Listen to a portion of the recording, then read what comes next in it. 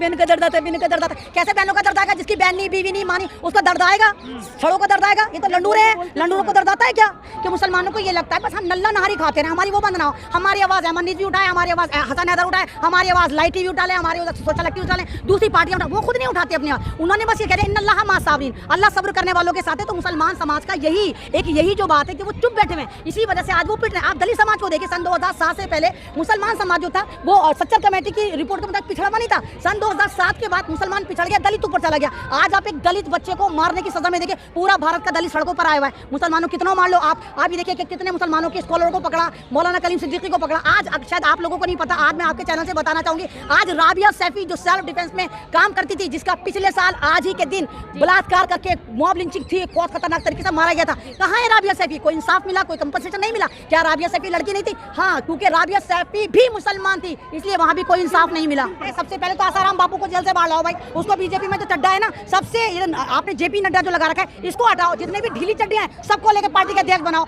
आसाराम बापू है, चिन्मयानंद, इनकी ढीली चड्डियां हैं, तो इन ढीली चड्डियों को बीजेपी संभलवाओ, क्योंकि आपकी नजर में अगर बलात्कार ही संस्कारी होता है तो बेचारा आसाराम बापू क्या कर रहा है? अब हम तमाम लोगों को आसाराम बापू के लिए भी प्रोटेस्ट करना चाहिए कि वो संस्कारी, वो बलात्कारी जो जेल में, उसको बाहर लाओ और बीजेपी का अध्यक्ष बनाओ। करूंगी, लुटेरे हैं अगर आज़ाद तो अपमान सबका है, लुटेरे हैं अगर आज़ाद तो अपमान सबका है, लुटी है एक भी बेटी, लुटी है एक भी बेटी, लुटा सम्मान सबका है। बनो इंसान पहले छोड़कर मजहब की ये बातें, बनो इंसान पहले छोड़कर मजहब की ये बातें, लड़ो इन दरिंदों से हिंदुस्तान सबका है।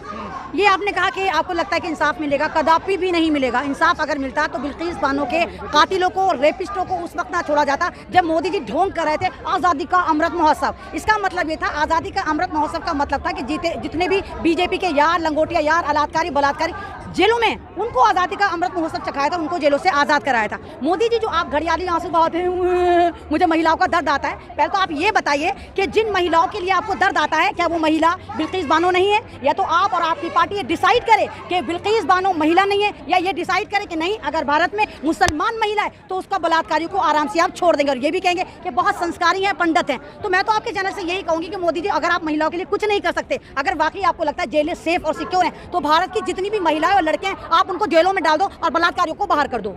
नहीं, देखिए, बीजेपी के साथ एक ट्रेजेडी रही है। बीजेपी जब दूसरी सरकार होती है तभी सिलेंडर उठा के महंगाई पे नाच रहे होते हैं। जब निर्भया कांड होता है तो पूरी सेंटर सरकार को घेर रहे होते हैं। निर्भया कांड तो आपको याद होगा, निर्भया कांड में हर पार्टी कांग्रेस को घेर रही थी, कांग्रेस ने तो किसी को पकड़े गिरफ्तार नहीं करा था। और मैं कहती हूँ, आप ही के चैनल से कहती हूँ, अगर वाकई बलात्कारी संस्कारी थे तो भी बीजेपी से मेरा एक सवाल है, सबसे पहले तो आसाराम बापू को जेल से बाहर लाओ भाई, उसको बीजेपी में जो चड्डा है ना, सबसे आपने जेपी नड्डा जो लगा रखा है इसको हटाओ, जितने भी ढीली चड्डियां हैं सबको लेकर पार्टी के अध्यक्ष बनाओ। आसाराम बापू है, चिन्मयानंद, इनकी ढीली चड्डियां हैं, तो इन ढीली चड्डियों को बीजेपी संभलवाओ, क्योंकि आपकी नजर में अगर बलात्कार ही संस्कारी होता है तो बेचारा आसाराम बापू क्या कर रहा है? अब हम तमाम लोगों को आसाराम बापू के लिए भी प्रोटेस्ट करना चाहिए कि वो संस्कारी, वो बलात्कारी जो जेल में, उसको बाहर लाओ और बीजेपी का अध्यक्ष बनाओ।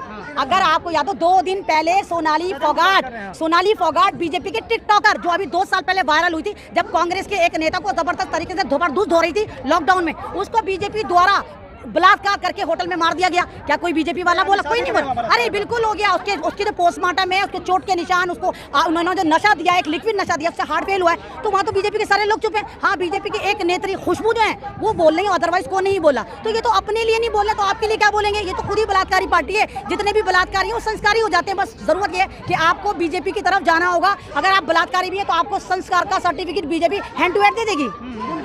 मैंने आपसे पहले भी कहा कि देखिए, अगर आपको याद हो, जब ये निर्भया कांड हुआ था तो हमारे जो दिल्ली के चीफ मिनिस्टर हैं केजरीवाल साहब, ये भी बिल्कुल सरकार को घेर रहे थे। इस वक्त केजरीवाल साहब गुजरात में गए हुए हैं, वहां पर तो बिल्कुल इसके लिए आवाज नहीं उठा रहे। हमारे प्रधानमंत्री जो महिलाओं के सम्मान की बात करते थे वो खुद गुजरात में। और आप ये देखिए कि एक ऐसी महिला जो 19 साल की 5 महीने की गर्भवती थी, उसके सामने पहले उसकी बच्ची को पटक के 3 साल की बच्ची को पटक के मार दिया जाता है, फिर उसकी फैमिली के 7-8 लोगों को कत्ल कर दिया जाता है। और वही बलात्कारी आज जो है संस्कारी बन के बाहर घूम रहे हैं, और बिल्किस बानो ना मालूम कहाँ छुपती फिर रही, क्योंकि उसको खतरा है कि वही बलात्कारी और उनके खानदान और तमाम भाजपाई जो हैं उस बिल्किस बानो को फिर जिंदा नहीं छोड़ेंगे। तो सवाल ये होता है कि एक बिल्किस बानो कितनी बार मरेगी, कितनी बार आप उसको मारेंगे, कितनी बार और उसका आप बलात्कार करेंगे। मैं तो आपके चैनल से, तमाम चैनल से पहले कहती चली आ रही हूँ कि भारत में कुछ भी नहीं बचा। यहाँ संविधान का बलात्कार, इंसानियत का बलात्कार, महिला का बलात्कार, तमाम चीजों का यहाँ पर बलात्कार हो रहा है और सरकार चुप है। बस सरकार सीटें खरीद रही है, सरकारें गिरा रही है, इसके अलावा कुछ नहीं कर रही। महिला एंकर है वो खामोश क्यों है? बाकी मुद्दों पे तो आवाज अरे भाई उठाते नाच मेरी बुलबुल, तुझे पैसा मिलेगा हाँ। तो बुलबुल जिसकी होगी जो पैसा देगा उस पे तो नाचेगी, वो मेरे पैसे पे थोड़ी नाचेगी। अगर मैं पैसे दे दूंगी तो वो मेरे पैसे पे नाचेगी। ये तमाम बुलबुलें जो हैं ये तमाम बीजेपी की प्रवक्ता हैं। तो ये सारे के सारे नरेंद्र दामोदर जो है उनका टीवी बन गया, जैसे एनडीटीवी भी बन गया है। तो ये सारी की सारी जो जिसके घर का पैसा खाएगा उसके घर की तो गुलामी करेगा। मेरे घर की नौकरानी मेरे घर का काम करेगी, पड़ोसन के घर का काम करेगी। तो ये नौकरानी बीजेपी के घर की है जो प्रवक्ता बनी है। अब इनकी बेटियां जब तक सेव है शायद चुप रहे, या हो सकता है अगर इनकी बेटियों को भी भाजपा लूट लें, जब भी ये कुछ ना कहेंगे हाँ भाई संस्कार था, बीजेपी द्वारा संस्कार करा गया हमारी बेटी का, वो बात अलग है कि बाद में खुद ही उन्हीं बेटियों का अंतिम संस्कार करें। लेकिन इनकी नजर में आज की डेट में एक नया नैरेटिव जो बीजेपी ने सेट करा है कि हर बलात्कारी वो संस्कारी बन गया।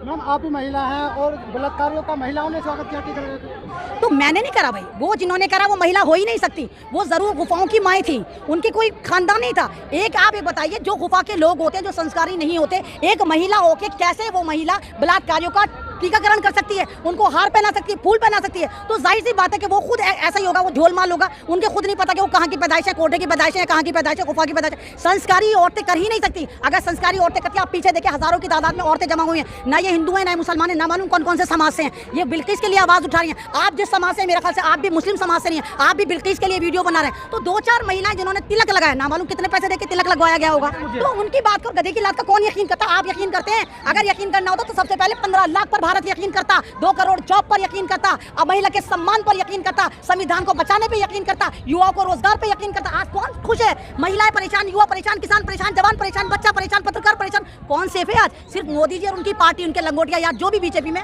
वो संस्कारी, बाकी सब जो है वो सब जेल जाने की तैयारी। लाल किले से एक तरफ भाषण देते हैं, महिलाओं के सम्मान की बात करते हैं, लेकिन उसी दिन उन्हीं के गृह जिला मतलब गृह राज्य से उनको निकलवा दिया तो जाता है। प्रधानमंत्री ने नैरेटिव सेट कर दिया ना।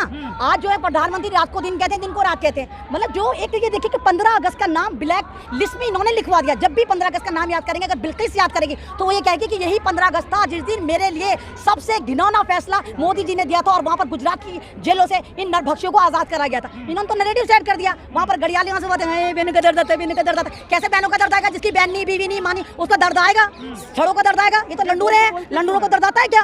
तो बोलने की तो पैसे मिलते हैं इनको भाई। ये तो वस्त्रजीवी है, इनको अच्छे कपड़े पहना दो, काजू की रोटी खिला दो। मोदी जी आप यहाँ बोले तो कठपुतली अंबानी अदानी की। आप इसलिए वस्त्रजीवी कह रहे हैं क्योंकि आपको आंदोलन जीवी कहा गया। नहीं, हम तो शुरू से वस्त्रजीवी कहते हैं। हम तो उनको जुमला जीवी, वस्त्रजीवी, फेंको जीवी, पता नहीं अभी और क्या क्या जीवी बनने वाले हैं।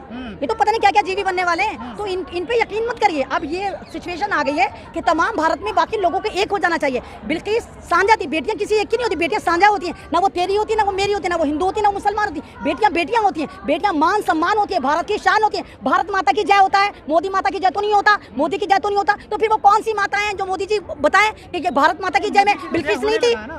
नहीं तो फिर लिखो ना मोदी पिता की जय लिखो ना। फिर आप भारत माता की जय कहकर महिलाओं का अपमान कैसे कर सकते हैं? या तो आप ये कहिए कि भारत माता की जय सिर्फ उन महिलाओं की करी जाएगी जो मुसलमान नहीं होंगी, जो बीजेपी वाली होंगी।